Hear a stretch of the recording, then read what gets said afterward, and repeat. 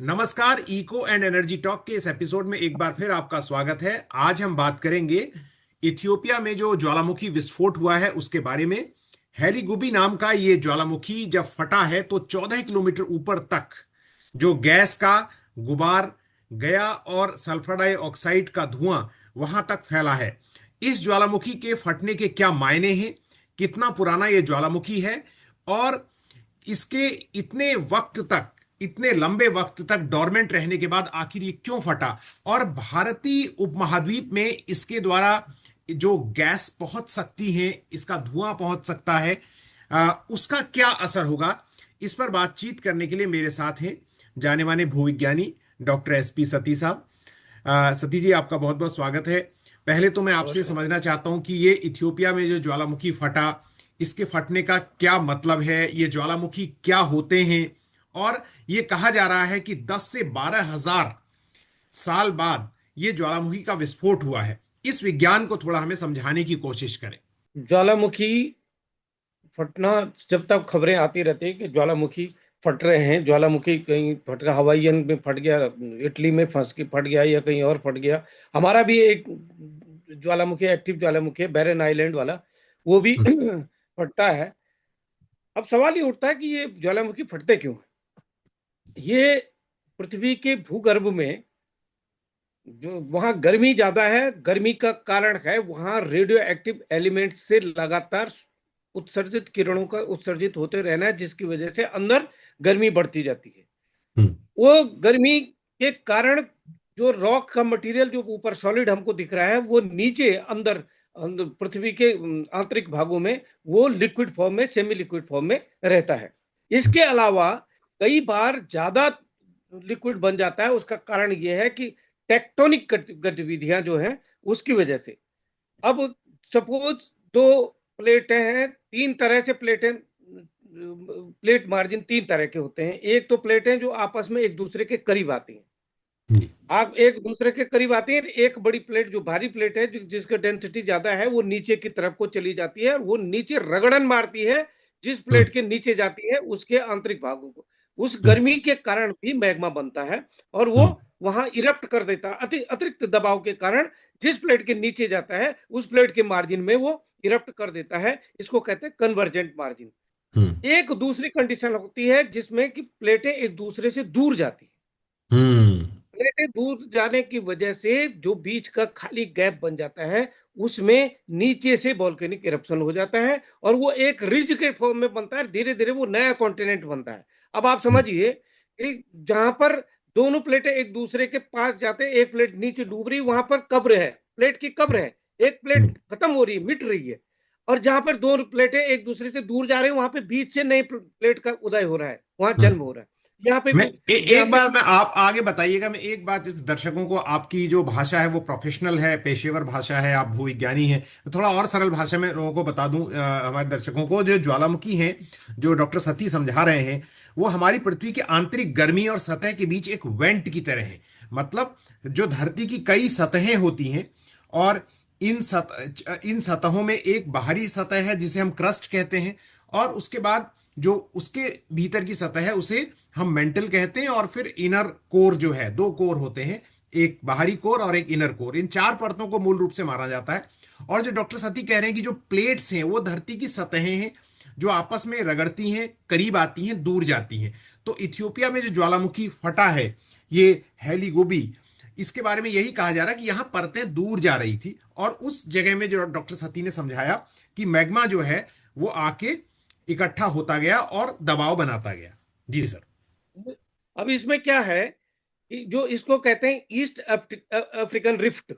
Rift हम्म। का मतलब दो प्लेट फट रही है और प्लेट एक दूसरे, वो टुकड़ा, दो टुकड़े आपस में दूर जा रहे हैं, बीच में हम्म। गैप बन रहा है। हम्म। अब ये जो गैप क्यों बनता है, ऐसा क्यों बनता है, नीचे जो है हम्म। कॉन्वेक्शन करंट डेवलप होते हैं, संवहन संवहन प्रक्रिया डेवलप होती है, जिसको कि कहते बिल्कुल। हैं जैसे पानी गर्म करते हैं ना। जैसे पानी गर्म करते हैं तो नीचे का पानी ऊपर आता है, ठंडा पानी नीचे आता है, बुलबुले तो बुलबुले ऊपर को उठते हैं। तो ये जी। नीचे से जब कहीं किसी वहां पे कहीं पे प्लूम्स डेवलप हो जाते हैं, वो ऊपर को उठते हैं और इस तरह से दोनों प्लेटों को एक साइकिल की तरह एक दूसरे से टुकड़ों को दूर दूर ले जाते हैं। बीच का जो मटेरियल जो खाली बन जाता है, गैप बन जाता है, वहां इरप्शन हो जाता है। अब ये हम्म। 12,000 साल बाद हुआ है, लेकिन ये एक इसका इंडिकेशन ये है कि ये रिफ्ट बहुत एक्टिव हो गई है। और ये जब रिफ्ट होगी तो रिफ्ट तो एक बिंदु तो होगा नहीं, वो तो हम्म। एक लाइन होगी। जी। इसीलिए कहा जा रहा है कि ये एक इंडिकेशन है कि इस लाइन पे, इस रिफ्ट की लाइन पे और भी इरप्शन संभव है। राइट। दूसरी महत्वपूर्ण बात इस वॉल्केनिक ये है कि ये पहले जाना जाता था, कई तरह के वॉल्केनिक इरप्शन होते हैं। कुछ तो महाविस्फोट से ऊपर लंबे लंबी लंबी तरह के लंबे ऊंचे ऊंचे विस्फोट होते हैं, गैस और प्लूम्स के मटेरियल का मटेरियल ऊपर तक जाता है, जैसे ये 14,000 मीटर तक चले गए आपने बताया। हम्म।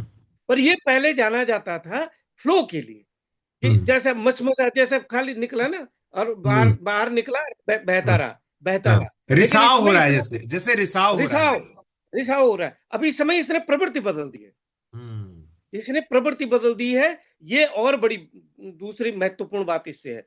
तीसरी महत्वपूर्ण बात इससे है कि जो इसे गगनचुंबी गैसों का उत्सर्जन जो हुआ है, लंबी ऊंची ऊंचे फ्लो वो जो हुए हैं, विस्फोट इसमें हुए हैं, उसकी वजह से ग्लोबल इंपैक्ट पड़ सकता है क्लाइमेट पे। दूसरा, इसके कारण पॉल्यूशन पे, इसके कारण एसिडिक रेन्स हो सकती हैं, उसके कारण बहुत कुछ लेटर ऑन आपको नेगेटिव इफेक्ट दिख सकते हैं। मैं बता राइट। दूं आपको कि ऐसा जियोलॉजिकल पास्ट में भी हुआ है। 65 मिलियन ईयर्स के करीब इतना वॉल्केनिक इरप्शन हुआ हम्म। ग्लोबली। हमारे इंडिया में भी हुआ, जिसको डेकन ट्रेप बेसाल्ट कहते हैं। दक्षिण का जो बेसाल्टिक जो मटेरियल है, जो काली मिट्टी जिसकी वजह से बनी हुई है, उसकी वजह से वो ग्लोबल फिनोमिनन रहा। उसकी वजह से डायनासोर तक एक्सटिंक्ट हुए हैं, ओ। इतना भयंकर इरप्शन हुआ है। तो ऐसा हम्म। जियोलॉजिकल पास्ट में ग्लोबल वॉल्केनिक इरप्शंस का हमारे पास जियोलॉजिकल एविडेंस है। लेकिन अब इसको मैं वहां नहीं ले जा रहा हूं। लेकिन जी मैं जी। इतना जरूर कह रहा हूं कि साइंटिस्ट ये कह रहे हैं कि जो ये ईस्ट अफ्रीकन रिफ्ट है, ये जिसे एक रिफ्ट लाइन है। वैली, रिफ्ट वैली में स्थित है कहा जा हाँ, रहा है। रिफ्ट वैली बनती है। जैसे हमारे यहाँ भी नर्मदा रिफ्ट है, हम्म। नर्मदा हमारी उसी रिफ्ट में बहती है। जो हम्म। पहले जो भारतीय उपमहाद्वीप प्लेट को दो टुकड़ों में, जिसने एक तरह से तोड़ने की शुरुआत कर रखी है, रुका हुआ है। लेकिन ये इस रिफ्ट में वो बहती है, हमारी नर्मदा बहती है। जी तो जी। इस तरह की रिफ्ट वैली, नाइल का जो नीचे का पोर्शन है, वो सारे रिफ्ट वैली से कंट्रोल्ड है। तो राइट। ये सारे, ये रिफ्ट जो है, ये एक से अधिक वॉल्केनिक का जन्म देगा। ये एक बात संभावना हो सकती है। डॉक्टर सती, मैं एक मिनट आपको रोकूंगा और दर्शकों को ये बता दूं कि जो मुख्य दुनिया भर के ऐसे ज्वालामुखी हैं जो अपनी प्रकृति के कारण जाने जाते रहे हैं, माउंट वेसुवियस जो ज्वालामुखी इटली का है, वो अपनी विनाशकारी शक्ति के लिए हमेशा जाना जाता रहा। हम बचपन से स्कूलों में उस ज्वालामुखी का नाम तो पढ़ते ही आए। 79 एडी में इसका जो आखिरी विस्फोट हुआ था, हालांकि उसके बाद भी विस्फोट होते गए, पर वो इतना बड़ा विस्फोट था कि उसने पूरे के पूरे एक पोम्पई जो शहर को राख के नीचे अपने दबा दिया था। इसके अलावा किलाउआ जो हवाई है, ये दुनिया के सक्रिय ज्वालामुखियों में एक है जो पतले लावा के धीमी गति से बहने के लिए प्रसिद्ध है, जिसका आप जिक्र कर रहे थे, फ्लो जिससे फ्लो लगातार भूमि फ्लो। बनती रहती है, जो रिसाव है। माउंट फूजी है जापान का, जिसका नाम हम सुनते आए हैं। लेकिन मैं चाहूंगा थोड़ा सा आप भारत के जो बैरन आइलैंड का आप बात कर रहे थे उसके बारे में, और जो जो जो ज्वालामुखी हैं बैरन आइलैंड के और नारकोंडम द्वीप के, थोड़ा सा भारत में, और कहा जा रहा है कि गुजरात हरियाणा में भी ऐसी जगह हैं जहां पर एक्सटिंक्ट भले ही हो चुके हों या दीर्घकालिक सुसुप्त हैं, कमजोर ज्वालामुखी हैं, लेकिन जरूर मौजूद हैं भारतीय उपमहाद्वीप नहीं, में। जैसे जैसे जैसे हमने कहा कि जैसे हमने कहा कि नर्मदा रिफ्ट में बहती है, हम्म। वहां इरप्शन हुए हैं। तो आपको एक बात और बताऊं कि हिमालय में भी करीब करीब 600 मिलियन ईयर्स, 60 करोड़ वर्ष पुरानी, यहाँ भी बहुतायत में, यहाँ भी वॉल्केनिक रॉक्स मिलती हैं। यहाँ भी राइट। वॉल्केनिक इरप्शन अतीत में हुए हैं। हम्म। अतीत में इस क्षेत्र में जब हिमालय का एग्जिस्टेंस नहीं भी रहा होगा, तब यहाँ वॉल्केनिक रॉक्स मिलती हैं। ये आपको कई जगह मिलती है। आपको डेकन ट्रैप के रीजन में मिलती है, महाराष्ट्र में मिलता है, आपको दक्षिण में बहुत बड़े भाग में मिलती है। इसके अलावा गुजरात में मिलता है, जो आपने कहा। इसके अलावा कश्मीर में मिलता है। हम्म। इसके अलावा मध्य प्रदेश में मिलता है। तो ये तो प्रक्रिया सतत चलती रहे, लेकिन इन इलाकों में अब इसकी संभावनाएं कम है, क्योंकि वो टेक्टोनिक एक्टिविटी अब वहां उस तरह से सक्रिय नहीं है। इस हम्म। बात के प्रमाण आए हैं। लेकिन राइट। बैरन आइलैंड में चूंकि वहां भी सबडक्शन की प्रक्रिया चल रही है, तो इसलिए वहां एक सीरीज में वॉल्केनिक इन इन आइलैंड्स का निर्माण भी उससे होता है, जिसको आइलैंड आर्क हम बोलते हैं। जी। आइलैंड आर्क बोलते हैं।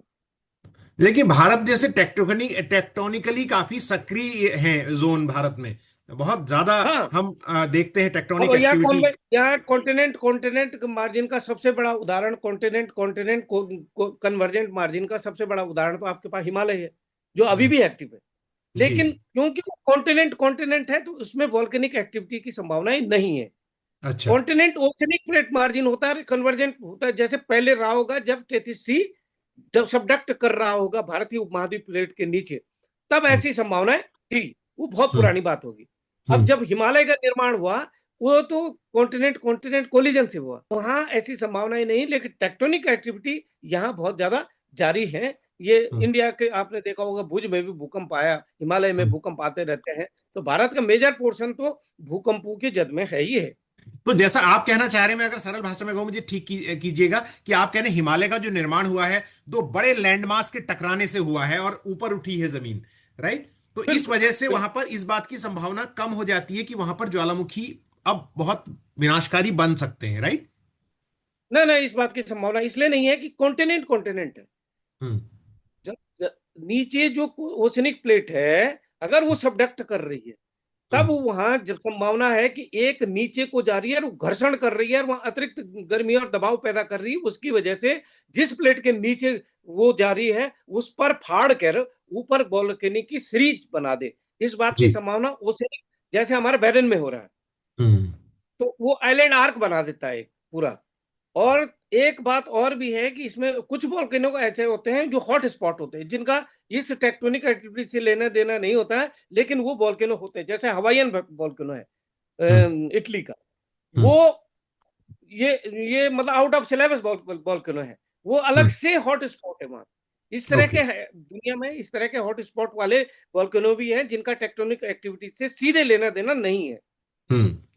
आखिर में एक बात हम कर लेते हैं, क्योंकि ये कहा जा रहा है कि दिल्ली का इलाका, उत्तर भारत का गंगा का जो मैदानी क्षेत्र है, वो अभी बहुत जबरदस्त प्रदूषण की मार में है। लेकिन ये थोड़ी सी राहत देने वाली बात है कि इसका जो भी अभी इससे पहुंच रहा है यहाँ पर गैसियस मटेरियल या धुआं जो भी पहुंच रहा है, सिंपल भाषा में अगर मैं बोलूं, तो वो जो धरती की वायुमंडल की पहली परत होती है, बाहरी परत जिसमें हम रहते हैं, जिसे हम ट्रोपोस्फेयर कहते हैं, उसके ऊपरी हिस्से में ही है, 10 किलोमीटर से हाँ, ऊपर ही। और या समताप मंडल जो है वहां तक भी ऊपर जा सकता है, उसकी दूसरी परत जो होती है जिसे हम स्ट्रेटोस्फेयर कहते हैं। तो आप भी इस बात को स्वीकार करते हैं कि प्रदूषण में बहुत बड़ा अंतर आएगा, ये नहीं है, लेकिन एरिया जो कमर्शियल विमान और ये सब उनके उड्डयन में असर पड़ सकता है। ये इस बात पे डिपेंड करता है कि ये इरप्शन इसी इंटेंसिटी के साथ, इसी तीव्रता के साथ कब तक जारी रहता है। हम्म। अभी फिलहाल इसकी इंडियन सब कॉन्टिनेंट में इसका इतनी बड़ी मार पड़ने का अंदेशा नहीं है। लेकिन इसी इंटेंसिटी के साथ अगर बहुत लंबे समय तक जारी रहता है ये इरप्शन, तो ये मानिए, यकीन मानिए, न केवल भारत, ये पूरे विश्व के एटमॉस्फेरिक उसमें अंतर लाएगा। और उसकी वजह से प्रदूषण का खतरा बढ़ेगा। और जहां बारिशें होंगी तो वहाँ एसिडिक रेन्स होंगी, और इस तरह की चीजें जो इसके साथ हानिकारक जो एसिड्स वगैरह हैं, जो वो उनकी कंसंट्रेशन बढ़ेगी, उसकी वजह से खतरा हो सकता है। अभी फिलहाल ये बात ठीक है आपकी कि बहुत सिग्निफिकेंट असर नहीं पड़ेगा।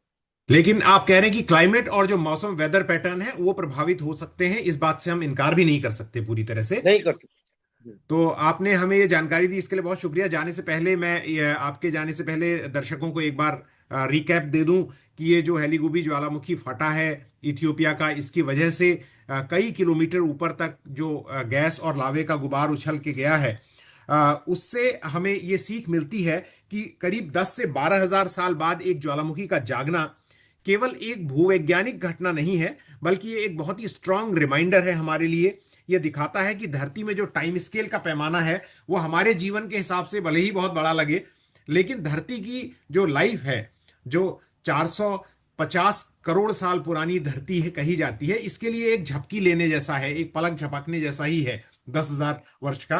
तो ये एक लंबी गहरी नींद से मान लिया जाए, अगर कोई दानव जागा है, ऐसा कह सकते हैं हम इसे सरल भाषा में। और ये हमें याद दिलाता है कि जिस शांत जमीन पर हम खड़े हैं उसके नीचे कितनी बड़ी भूवैज्ञानिक हलचल है। ज्वालामुखी विस्फोट विनाशकारी होते हुए भी हमारे ग्रह के निर्माण के लिए एक आवश्यक अंग है, और महाशक्ति का हमें थोड़ा सा सम्मान करने का एक क्षण है। बहुत बहुत शुक्रिया। अगर आपने इस वीडियो को पसंद किया तो इसे शेयर जरूर करें और इस चैनल को सब्सक्राइब करें, हो सके तो ज्वाइन भी करें। जल्द ही एक नए ऐसे ही जानकारी भरी वीडियो के साथ और एक ऐसे ही किसी जानकार के साथ आपसे हम फिर मुलाकात करेंगे। तब तक के लिए नमस्कार, जय हिंद।